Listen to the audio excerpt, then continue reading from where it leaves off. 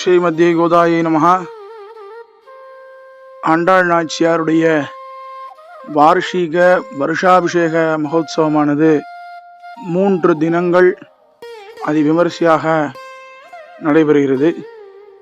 அதில் முதல் நாள் மகாசாந்தி ஹோமம் என்கிற வைபவம், 2வது நாள் சதாஷ்ட கலசாபிஷேகம் என்று சொல்லக்கூடிய 108 கலச திருமஞ்சனம், 3வது நாள் லக்ஷார்ச்சனை என்று 3 தினங்கள் அதிவிமரிசையாக நடைபெறுகிறது.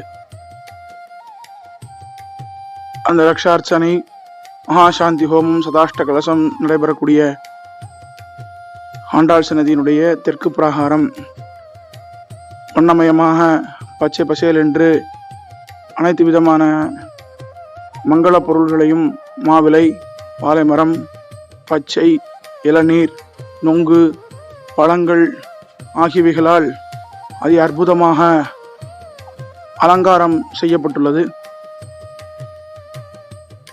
இதில் நடுநாயகமாக ஆண்டாள் நாச்சியாரும் ரங்கமன்னாரும் தங்க திருமஞ்சன வேதிகையில் எழுந்தருளி அருள்பாலிக்கிறார்.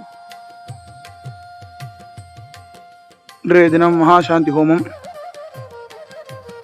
தாயாருக்கு தங்க குடத்தில் திருமஞ்சனம் கடவுளுகிறார்.